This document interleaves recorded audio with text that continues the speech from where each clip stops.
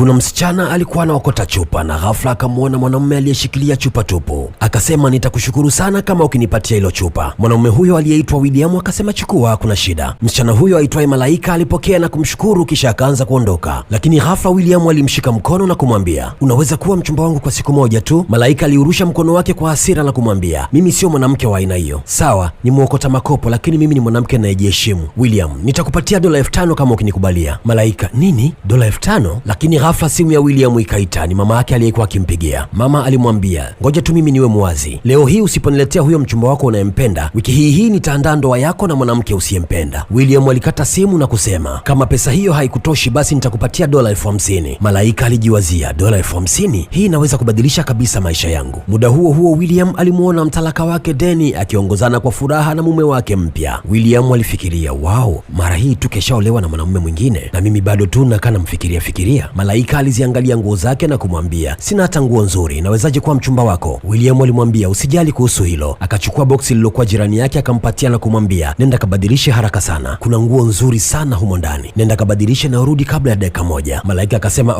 okay, narudi sasa hivi. Mtalaka wake Danny na mume wake mpya walimsogelea na kusema, wow, huyu ndio yule mwanaume alikuwa anapenda kuongea sana. Malaika alisikia kila kitu. Danny alisema ataoa siku 10 baada ya mimi kuondoka, lakini muone bado yupo anahangaika mitaani kama ombaomba. Baada ya kusema hivyo, Danny aliangalia huku na huku na kusema, tuwe makini isije kuwa kaja hapa kujiondoa uhai kwa ajili ya usaliti wangu. William akasema, hivyo ndivyo unavyofikiria? Wewe ukimwona mchumba wangu unaweza ukafa ghafla kwa wivu kwa sababu ni mrembo kama malaika kutoka mbinguni. Malaika alisikia na kujisemea mwenyewe, wow, amenifananisha na malaika kutoka mbinguni, basi inabidi nivae nipendeze. Danny akasema, hukuwahi kuwa muongo, lakini sasa unaonekana bonge la muongo. David mume mpya wa Danny akasema, watu kama hawa ni waongeaji sana. Hebu mtazame alivyosimama hapo kama mtu anayehitaji msaada. Danny alicheka kwa dharau na kusema, hajui hata kama nilipomwacha niliolewa na meneja wa kampuni kubwa sana hapa mjini, kampuni ya Nelson Group. Kusikia Nelson Group, William alishangaa lakini hakutia neno.